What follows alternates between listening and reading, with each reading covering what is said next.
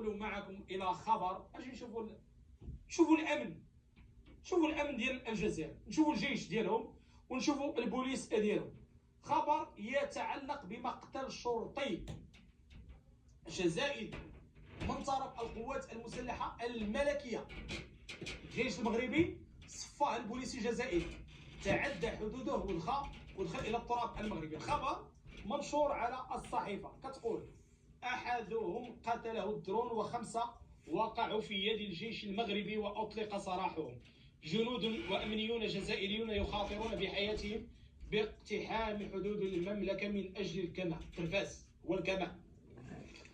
تسببت ملاحقه جنود وامنيين جزائريين لنبات الكماء البري في مقتل احدهم بواسطه طائره مسيره مغربيه، بالاضافه الى اعتقال 5 آخرين من طرف عناصر القوات المسلحه الملكيه، وذلك بعد تجاوزهم الحدود الشرقيه للمملكه حسب ما افادت به مصادر محليه.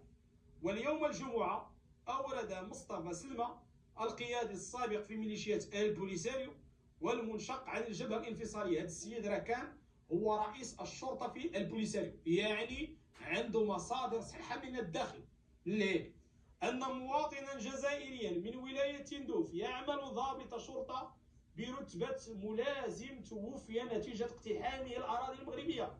وأوضح المصدر نفسه أن طائرة مسيرة عن بعد تابعة لسلاح الجو المغربي استهدفت سيارة رباعية الدفع كان على متنها أشخاص جزائريون، حيث جرى قصفهم في منطقة مريديمات غرب تندوف خلال بحثهم عن الكماء المعروفة محليا بالترفاس.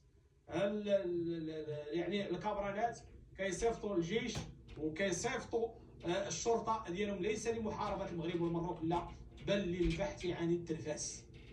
الجيش الجزائري في مهمة مصيرية، وهي إيجاد كمية كبيرة من الترفاس يعطيوها للعسكر شنقريحة وأتباعه يمشيو يبيعوها وينميو بها الأرصدة البنكية ديالهم. وأوضح المتحدث العارف بجغرافيا المنطقة أن الأمر كان يتعلق ب20 شخص والذين تجاوزوا الحدود المغربية جماعيا، فلفتوا الانتباه إليهم خصوصا وأن المنطقة المعنية يشملها الحزام الدفاعي المغربي خارج منطقة النزاع، وفق تعبيره مبرزا أن المتوفى ينتمي لجهاز الشرطة في مدينة بشار. البوليساريو مع تقرير المصير، الجزائر مع تقرير المصير، عزيز غالي مع تقرير المصير، والدرون المغربية حتى هي مع تقرير المصير.